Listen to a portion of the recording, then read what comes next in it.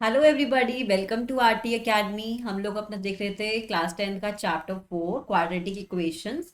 जहां हम लोगों ने क्या किया था लास्ट क्लास में, फैक्टराइजेशन मेथड सीखा था, कैसे we will solve the quadratic equation by using the factorization method. और हमने देखा था ये जो भी सिचुएशन बेस्ड क्वेश्चंस होते हैं ना, हमने वो कुछ क्वेश्चंस देखे थे, फिर हमने सॉल्व भी किया था फैक्टराइजेशन मेथड से। तो आज हम लोग कुछ और क्वेश्चंस देखेंगे जो भी ये फैक्टराइजेशन के क्वेश्चंस हैं। First we will make the quadratic equation, then we will solve it. तो सॉल्विंग वाला part you can do it on your own, because method से सॉल्व करना है। तो basically we will form the quadratic equations, क्योंकि वहां से क्या होगा, आप लोग को क्वाड्रेटिक फॉर्म करना आ जाएगा आसानी से, कैसे बनाता है, क्योंकि यहाँ थोड़ी दिक्कत आती है बच्चों को। ठीक है, तो चलो पहले हम लोग क्या करते हैं, इस क्वेश्चन को सॉल्व करते हैं। फाइंड द टू नंबर्स, कोई दो नंबर्स हमको चूज करने हैं सच दैट उनका जो सम है, हमें नंबर से ही पता कौन कौन से हैं। एक नंबर है सपोज एक्स, एक नंबर है सपोज वाई। इन दोनों का जो सम है वो कितना मान लिया हमने, 27, ये हमको गिवन है। और इन्हीं का जो प्रोडक्ट है, इन्हीं दो नंबर्स का जो प्रोडक्ट है दैट इज 182। ठीक है, अब यहाँ पे क्या है, दो वेरिएबल्स हैं, तो क्या हम इसको एक वेरिएबल में कन्वर्ट कर सकते हैं? बिल्कुल कर सकते हैं। कैसे कर सकते हैं? जस्ट चेंज, और we can say just substitute y as 27 minus x. I can easily write y as 27 minus x and substitute y in here in this equation. So this is x into y is 27 minus x is equals to 182. So this will be 27x minus x square is equals to 182.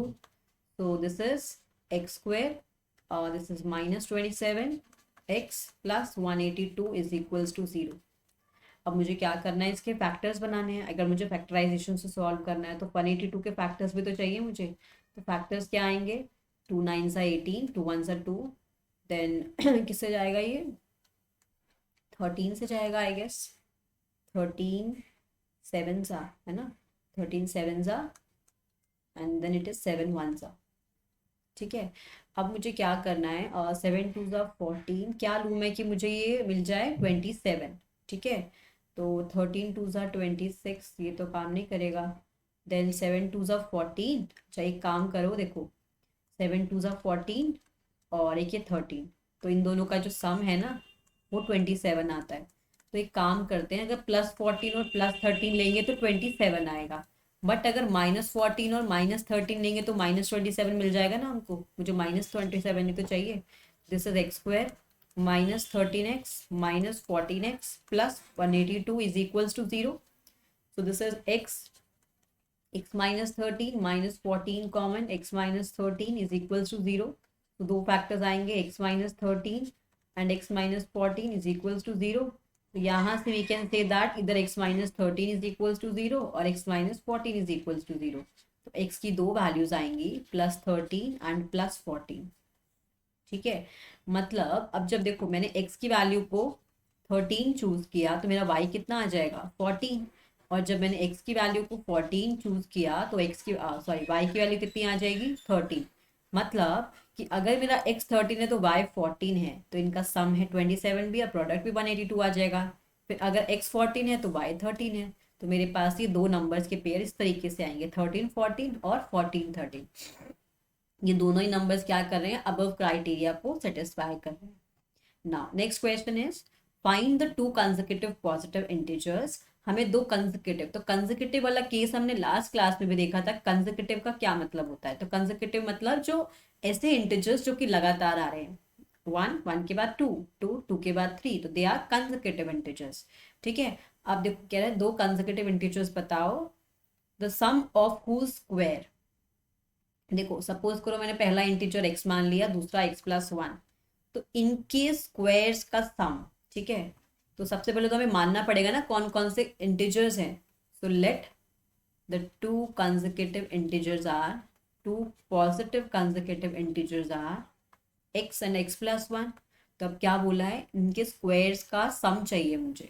तो according to question this will be, इसका square किया और इसका square करा, इन दोनों को squares का sum कर दिया, that is equals to 365। So this will be x square, और यहाँ पे जब स्क्वायर किया तो कितना आ जाएगा, a का स्क्वायर प्लस b का square plus 2ab is equals to 365। यहाँ हमने क्या अप्लाई किया, a प्लस बी का whole square that is equals to a square plus 2ab plus b square.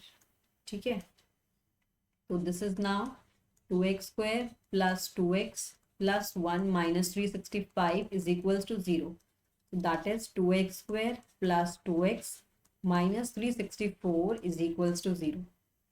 यहाँ से हम लोग क्या कर सकते हैं, 2 कॉमन ले सकते हैं, तो this is x square plus x minus 2 1 जा 2, 2 8 जा 16, 2 2 जा 4।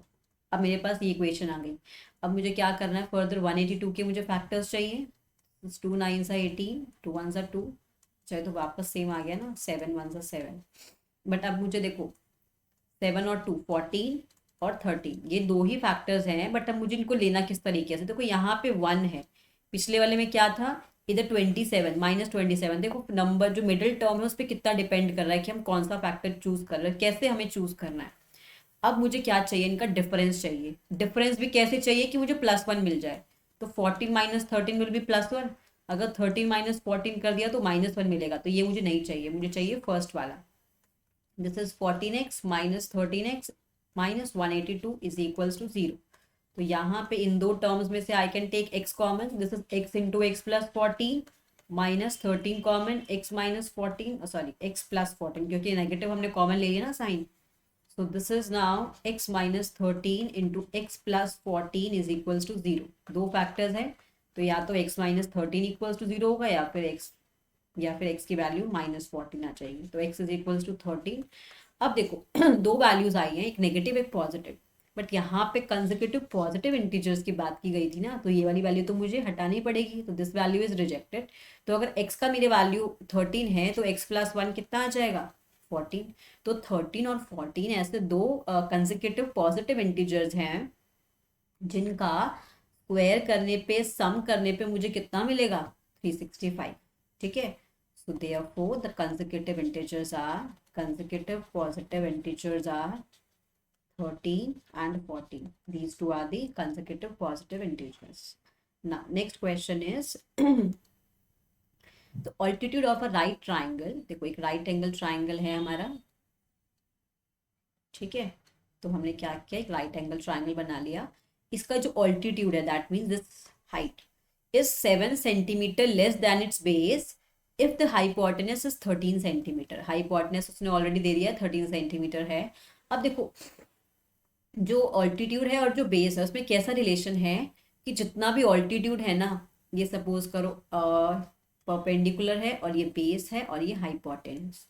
इसने बोल दिया जो भी ऑल्टीट्यूड है ना ये बेस से 7 सेंटीमीटर कम है, तो बेस भी तो कुछ होना चाहिए ना। सपोज करो मैंने बेस को मान लिया 1 सेंटीमीटर, तो परपेंडिकुलर कितना हो जाएगा, x माइनस 7 सेंटीमीटर, सिंपल। अब मेरे पास क्या आ गई, इनकी वैल्यूज आ गई। अब मुझे क्या चाहिए, find the other two sides, मतलब मुझे परपेंडिकुलर और बेस को कैलकुलेट करना है। बट कैलकुलेट करने के लिए मुझे x पता होना चाहिए। बट अब मुझे एक रिलेशन पता चल गया यहाँ से, दो बाय पाइथागोरस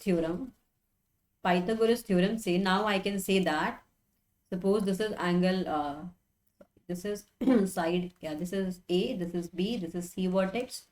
तो this is AC का square will be equals to AB का स्क्वायर प्लस BC का स्क्वायर। पाइथागोरस थ्योरम से हम ये बोल सकते हैं।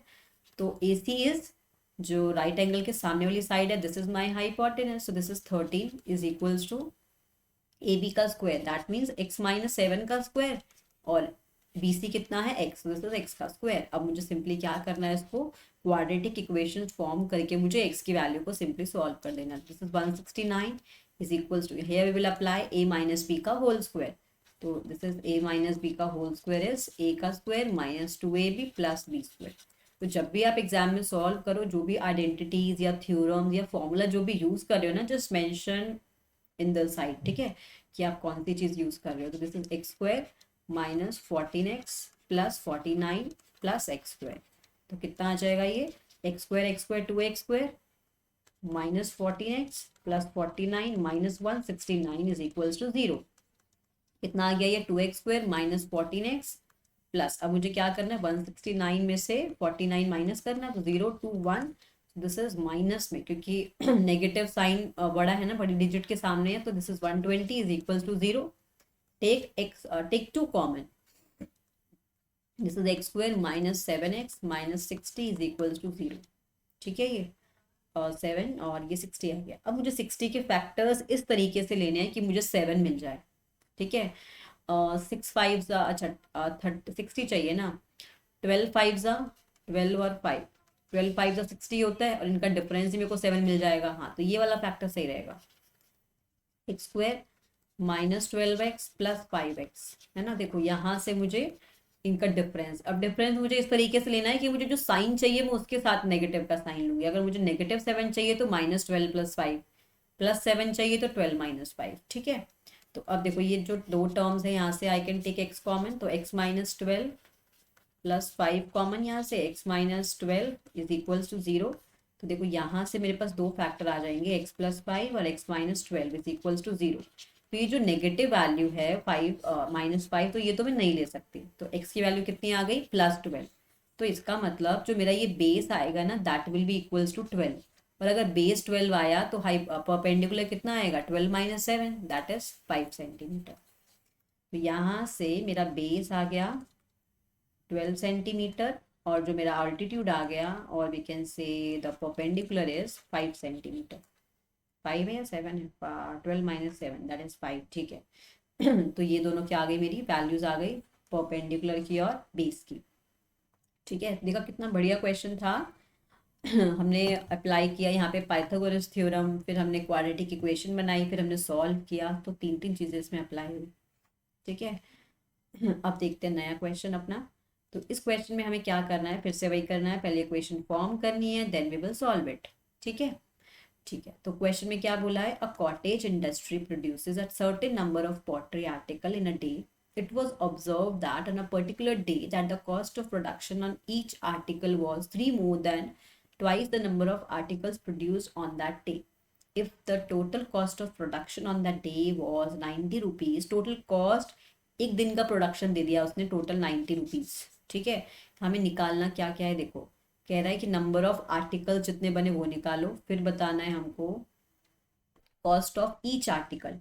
हम क्या एज्यूम कर लेते हैं, हमको नहीं पता कितने आर्टिकल्स फॉर्म हुए है ना, तो हम लोग क्या कर रहे हैं, लेट आर्टिकल्स प्रोड्यूस हुए, जो हम एक काम करते हैं इसको थोड़ा सा, let number of articles produced on the day, number of articles हमने मान लिए x। अब देखो जो हमारे पास टोटल कॉस्ट है एक दिन का, जो कॉस्ट ऑफ प्रोडक्शन आया वो कितना है, 90 रुपीज, है ना। तो अगर मैं, हमें जो चाहिए कि cost of production on the day is 90 rupees, और हमें क्या क्या दिया हुआ है, cost of production of each article. देखो अगर मुझे cost of production of each article निकालना है, cost of production of each article that would be equals to, each article that would be equals to 90 divided by x, है ना। 90 rupees total, जो total cost था उसको मैंने divide कर दिया नंबर ऑफ आर्टिकल से, तो कितने आ जाएंगे, कितने आर्टिकल्स, जो एक का आर्टिकल था उसका कॉस्ट कितना है। और उसने क्या बोला है, जो cost of production of each article है वो किसके इक्वल है, that is equals to 3 more then the twice the number of the article produce on that day. मतलब now I can say that जो ये जो कॉस्ट थी ना एक आर्टिकल की, है ना, तो वो कितनी थी, 3 more then twice the number of articles. Twice the number of articles मतलब 2 टाइम्स कर दिया हमने नंबर ऑफ आर्टिकल्स का, उसमें प्लस 3 कर दिया, and that is equals to 90 divide by x. ठीक है, तो हमें अब क्या करना है, x की वैल्यू निकालनी है, क्योंकि x क्या है, बेसिकली आर्टिकल्स प्रोड्यूस्ड। फिर हमें क्या चाहिए, cost of each article, that would be 90 divide by x। तो just solve this equation now, इसको क्रॉस मल्टीप्लाई कर दो, तो 2x square plus 3x minus 90 is equals to 0। तो कितना आ जाएगा, 9 2 ज़ा 18, तो 180 है ना। तो 180 को इस तरीके से करो कि मुझे 3 मिल जाए, 180 को लेना है कि मुझे 3 मिल जाए, कैसे ले, 60, ओके क्या क्या ले सकते हैं, देखो यहाँ पे देखो 6 3 ज़ा 18 होता है, 60 6 30 63, ये तो काम नहीं करेगा क्योंकि मुझे 3 चाहिए, है ना। तो और क्या ले सकते हैं, सोच के देखो, 18 10 ज़ा भी होता है 180, और क्या ले सकते हैं, 180 चाहिए ना। एक काम करते हैं, जल्दी से फैक्टर्स बना लेते हैं, 290 ज़ा 245, देन ये कितने पे देखें, 3 से देख लें, 3 वन ज़ा थ्री, थ्री फाइव ज़ा 15, थ्री फाइव ज़ा देन फाइव वन ज़ा, तो देखो 3 चाहिए ना मुझे। 5 3 ज़ा 15, 2 2 ज़ा 4, 3 ज़ा 12, है ना। 12 और 15, हाँ ये काम करेगा अच्छे से। 12 और 15, ठीक है ना, 12 और 15, क्योंकि जब 12 और 15 का डिफरेंस लेंगे ना तो मुझे 3 मिल जाएगा।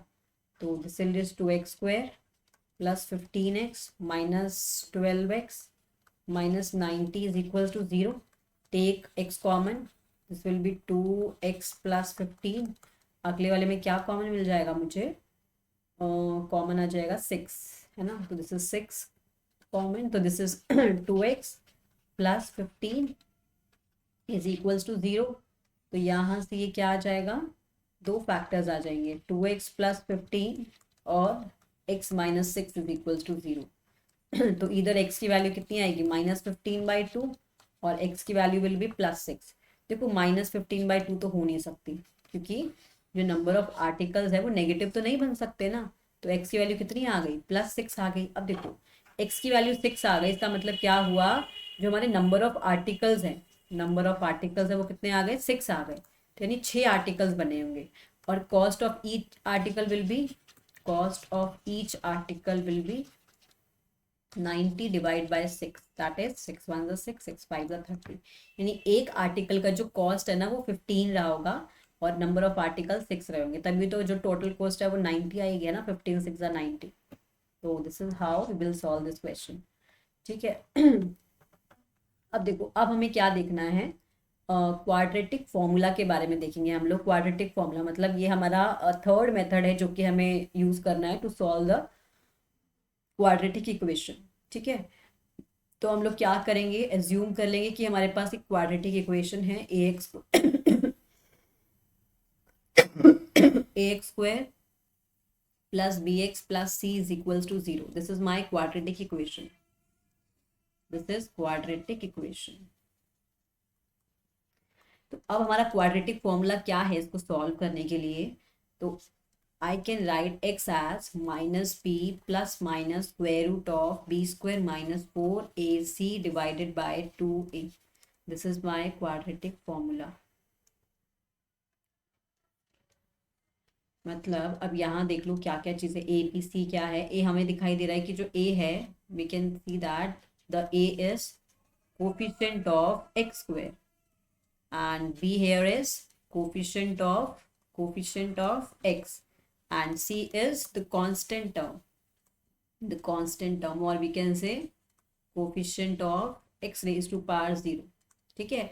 सपोज करो कोई इक्वेशन है x², sorry this is x² plus 2x plus 1 is equals to 0। यहाँ पे तुम्हें लगाना है क्वाड्रेटिक फॉर्मूला। तो क्या करोगे, पहले तो मुझे आइडेंटिफाई करना है कि मेरा ए बी सी क्या है। A will be 1 because that is the coefficient of x²। Coefficient of x² मतलब जो x² के साथ में है। फिर x के साथ में क्या है, +2, तो coefficient of x will B +2, that is b।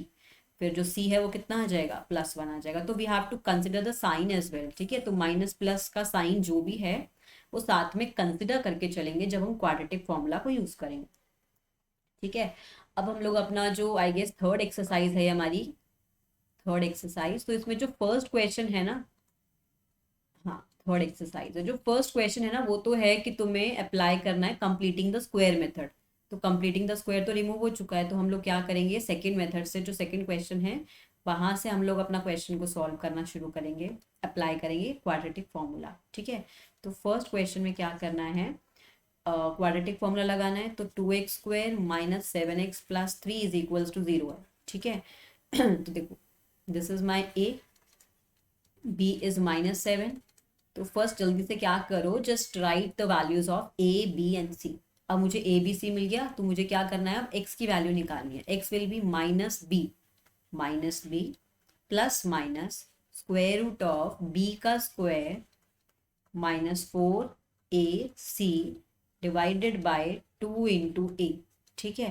तो एक बार जब आपको अच्छे से मेथड्स यूज करना आ जाएगा ना, तो आप ये वाला फॉर्मूला अप्लाई करोगे कि यहाँ पे क्या है, इजीली सॉल्व करके वैल्यूज आ जाती हैं। वहाँ पे तुम्हें सोचना पड़ेगा कि फैक्टर्स कौन से लेने हैं कौन से नहीं लेने। तो बच्चे यूजुअली इस वाले मेथड में इजीली मतलब अपना कंफर्टेबल देखते हैं कि यहाँ पे आराम से तुम सॉल्व कर सकते हो इक्वेशन को। This is 7 plus minus square root of 49 minus 4 two ज़ा 8, 8 3 ज़ा 24, ठीक है, divided by 4। So this is 7 plus minus 49 और 24 का डिफरेंस कितना आएगा 25, तो this will be 5 divide by 4। देखो दो सिचुएशंस है, 7 plus 5 by 2, 4 sorry 7 minus 5 by 4, तो प्लस 12 करेंगे तो 12 बाय 4 आएगा और यहाँ से 2 बाय 4 आएगा, तो इक्वेशंस के जो रूट आएंगे क्या आएगा +3 और 1/2, ये वाला रूट और एक ये वाला। तो बस हमारा ये रूट आ गया, इतना ही सॉल्व करना था हमको, ठीक है। यहाँ पे फॉर्मूले को लिख लो अगर तुम भूल जाओ तो, -b plus minus square root of b² minus 4ac divide by 2a, ठीक है। इस फॉर्मूले को 2-3 बार लिखोगे तो ये याद हो जाएगा जल्दी से। चलो अब देखते हैं नेक्स्ट क्वेश्चन। फिर से हमें वही करना है, x is equals to -b plus minus directly applying the formula, ठीक है, b² minus 4ac divide by 2 into a, ठीक है। So this is now 1 plus minus square root of 1 minus, देखो अब यहाँ पे क्या दिक्कत आ गई, 4 टू ज़ा 8, 4 टू ज़ा 8, 8 4 ज़ा 32 डिवाइड बाय 4। देखो यहाँ पे अगर तुमने स्क्वायर रूट्स को सॉल्व करना सीखा हो तो कभी भी तुमने देखा होगा कि नेगेटिव स्क्वायर रूट्स को सॉल्व नहीं करते, हालांकि ये सॉल्व होते हैं जब हम 11th क्लास में, जैसे अभी तक हमने सिर्फ रियल नंबर सिस्टम के बारे में पढ़ा है ना, रियल नंबर सिस्टम। तो हमारे पास बहुत तरह के नंबर होते हैं, रैशनल होते हैं, इरेशनल होते हैं। तो जब हम 11th क्लास में बच्चा जब मैथ्स पढ़ेगा तो वहाँ पे हम लोग एक और नंबर सिस्टम इंट्रोड्यूस करेंगे, that is the complex number system, ठीक है। तो वहाँ हम लोग नेगेटिव स्क्वायर रूट का वैल्यू निकाल सकते हैं इजीली, ठीक है। तो this value can be calculated by that number system, but here we can not calculate the square root of a negative number. तो इन दिस केस जब भी हमारे पास कोई नेगेटिव स्क्वायर रूट आ जाए तो we will say that no real root exist, मतलब क्योंकि अब रियल नंबर सिस्टम में ना नो रियल रूट एक्सिस्ट, क्योंकि रियल नंबर सिस्टम में तो कोई रूट नहीं आ रहा ना हमारे पास, तो here we can not find any root, ठीक है। चलो अब देखते हैं नेक्स्ट क्वेश्चन। तो यहाँ पे जब भी नेगेटिव स्क्वायर रूट आए तो simply you can answer that we can not find the root real roots of this equation. Now third part is, again we will find the value of x, that is -b plus minus square root of b का square, that means 16 into 3 minus 4 into 4 into 3 divided by 2 into 4। देखो यहाँ पे क्या हो रहा है, 16 3 48, 16 3 48, this part is 0 now, this is 4 root 3 divided by 8, this is root 3 divided by 2। तो इसका मतलब जो यहाँ पे दोनों रूट्स आएंगे ना, दैट विल बी √3/2 एंड √3/2, ठीक है, ये दोनों रूट्स आएंगे। Now fourth part is x is equals to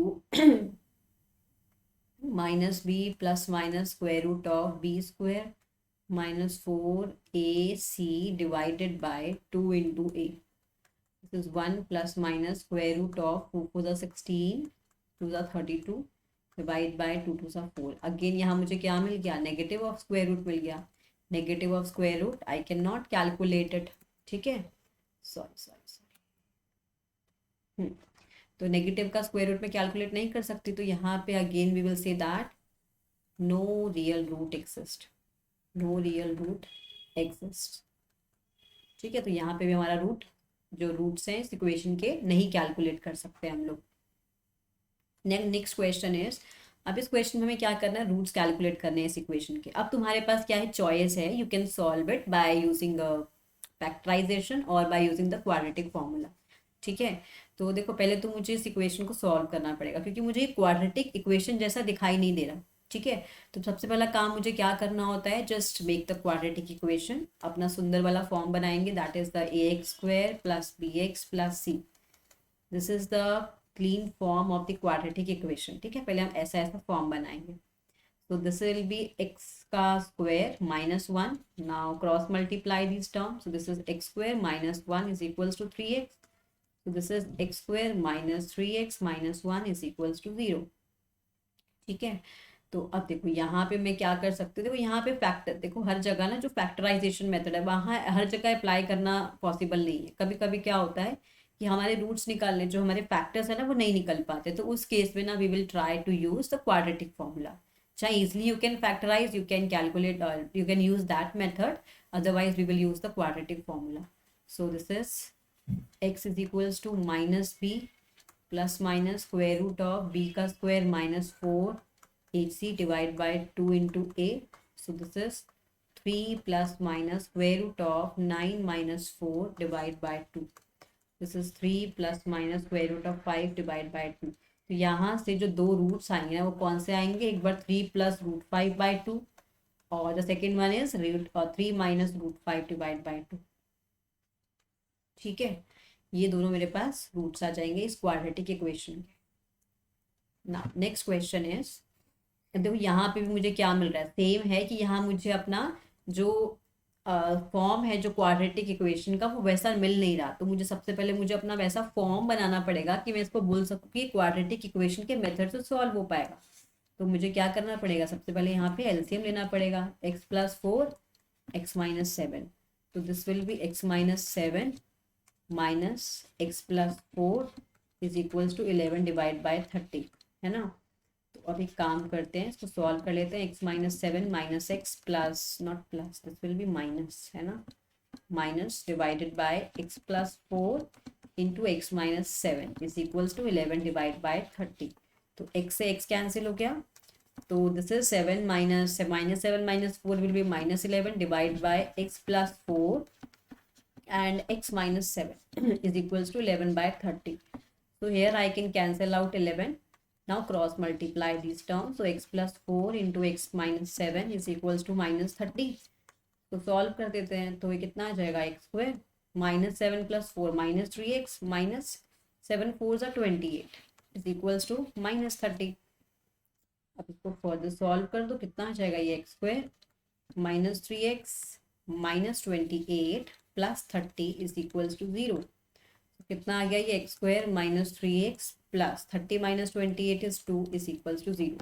अब यहाँ पे तुम फैक्टराइजेशन मेथड खूब आराम से यूज़ कर सकते हो, बिकॉज यहाँ पे 2 वन ज़ा 2 यूज़ कर सकते हो ना. ये 2x minus x plus 2 is equals to 0. So this is x minus 2 minus 1 common x minus 2 equals to 0. So दो फैक्टर्स क्या आएंगे, x minus 1 and x minus 2 is equals to 0. तो x की वैल्यू कितनी आएगी, प्लस 1 एंड प्लस 2. ठीक है, और हमें साथ में ध्यान रखना है कि इसने बोला है ना कि जो x की वैल्यू है that can not be minus 4 and plus 7. Why, ये तो हमारे पास क्या आ गया, रूट्स आ गया. तो यहाँ पे x की जो वैल्यू है वो है प्लस 1 और प्लस 2. तो यहाँ पे माइनस 4 और प्लस 7 नहीं आ सकते, क्योंकि अगर ये दो वैल्यूज आए ना, देखो होगा क्या, x is equals to minus 4 पे जो इसका डिनोमिनेटर है ये क्या बन जाएगा, 0 बन जाएगा. फिर इसी तरीके से जब x इज इक्वल्स टू 7 होगा उस पर ये डिनोमिनेटर 0 बन जाएगा, क्योंकि उस पर क्या होगा, ये वैल्यूज डिफाइन नहीं होंगी. ठीक है, इसीलिए वैल्यूज क्या है, पॉसिबल नहीं है. ओके, तो यहाँ पे आई गेस हमने ये क्वेश्चंस कर लिए. अब यहाँ पे जो नेक्स्ट क्लास में ना हम लोग ये अपने ये वाले क्वेश्चंस देखेंगे, जो ये सिचुएशन बेस्ड क्वेश्चंस है. ठीक है, तो हम सिचुएशन बेस्ड क्वेश्चन का फॉर्मेशन देखेंगे नेक्स्ट क्लास में. तो फिर वो कॉन्टिन्यूटी में करेंगे, वो सारे क्वेश्चंस एक बारी में ख़त्म हो जाएंगे. उसके बाद हम लोग अपना new topic nature of root शुरू करेंगे.